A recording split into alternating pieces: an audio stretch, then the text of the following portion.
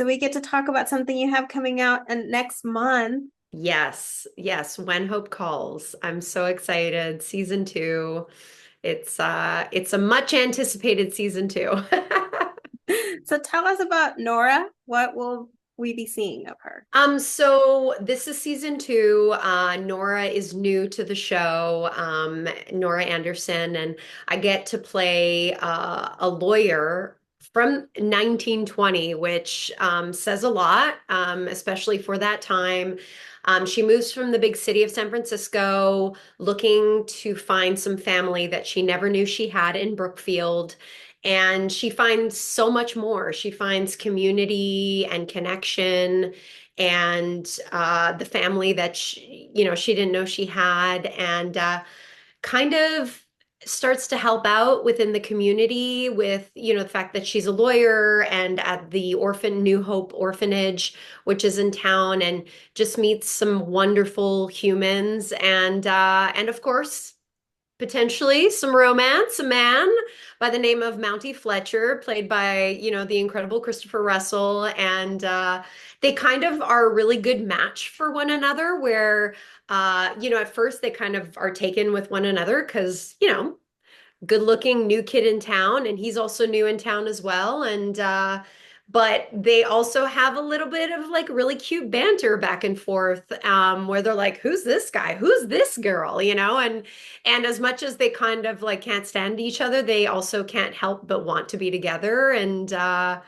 it's a really sweet show about, like I said, this town of Brookfield and all the people in it, and the trials and tribulations of living in that time, and the horses and kids, and yeah, it's really lovely family friendly content. And more living more of a simple life versus to today. Well, that's the thing. And it's interesting because it is a simple life, it's back to basics of cooking your own food and connecting with your neighbor and needing one another, because life was simple, however, a bit more complicated in that there wasn't electricity. Brookfield doesn't have a phone, it's only telegram, and it's horse-drawn carriage. However, as complicated as that is, it also, like, the people just didn't know any better. And I think that that is where the simplicity comes from. Whereas now, we don't have internet on the plane and we're like, why? We're like so upset about it. So yeah, it's nice to be able to look back on those times, and just see how things were in a, of course, a television kind of way. Exactly. So I'm glad you brought up Christopher Russell, because how do you feel to see the internet going crazy about you guys working together again? Yes, yes. I mean, I felt that way about working with him again, so I understand why, the audience and the fans are excited. We've worked together on 4 movies together before, and now we get to do a series. And getting to see Chris Russell in a Mountie outfit, I mean, who doesn't want to see that?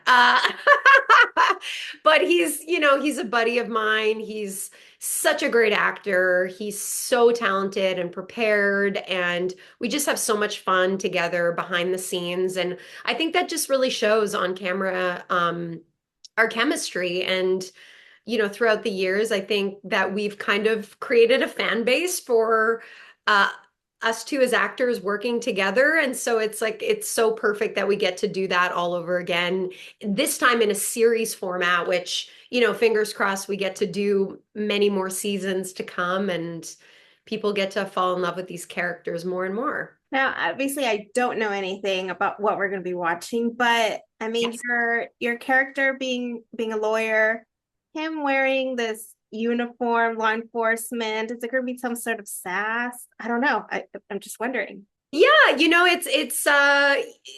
there is a little bit of that, because as a Mountie, he believes in serving and protecting, and there's bad guys and there's good guys, and as a lawyer, Nora feels that, it's not so black and white. Sometimes people aren't bad people, and sometimes they've been convicted or something that they haven't done, and so she believes in justice, and he does too, but in like very different ways. So they come together, and they kind of see each other's perspective, which is, I think, really important in anything we do is to see each other's perspective, which is cool.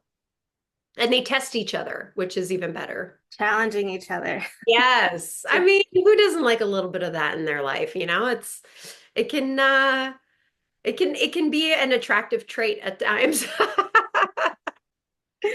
Now, real quick, tell me about your career itself. You're from Montreal. I am, yeah. I'm born and raised Montreal. My first language was French, so I grew up speaking French with my mom. My dad's English. I went to English school my whole life, and I was always kind of a performer, I loved telling stories, memorizing the lines when I was watching movies, playing dress up, writing stories, writing poems, and then I started doing plays at school and just fell in love with that live performance aspect and having audiences, and really found my way through theater, and then going to theater school and then getting an agent, and then started booking jobs. And I was like, it just kind of happened. And I didn't grow up in a family that's part of the industry. My dad did a little bit of theater growing up, but nothing major. And I booked an incredible show called Heartland, which has been a massive fan favorite for almost 2 decades now, which is absolutely incredible and can be seen all over the world. And that was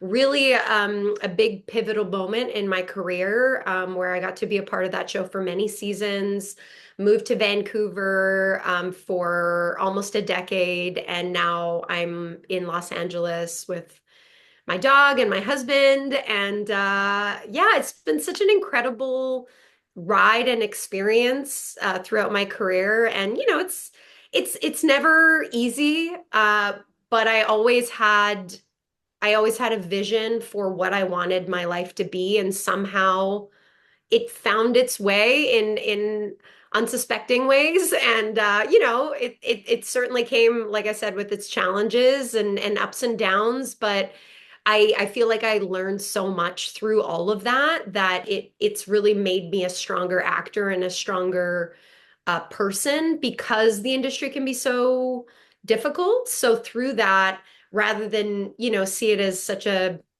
unfortunate thing, I just kept going and kept striving. And I think that's the biggest thing, is you can't let anyone else dictate where you're headed. You just got to keep going, and that's kind of what I've done in the career. But it's been pretty fun. And now this, so here we are. But we are taking notes to just keep going, to dive in, just like you. Yeah, just keep diving in and keep being your number one fan and keep believing in yourself, because just because sometimes things don't work out doesn't mean it's not meant for you. It's just that you are just waiting for things to align uh, for you, because everybody has a different way of going about things, and there isn't just one way. And and I think that that's what it is. It's like getting out of your own way of how you think the path is going to be, and kind of like surrendering to what it can be. And that's can be scary, but also really exciting because of the unknown. But within the unknown comes so much more than you could have ever imagined, which I'm always a big fan of personally. Great. Well, thank you so much, Cindy, for your time. Thank Congratulations. you. Happy to have you here in LA. Yeah, thank you so much. Have a great day.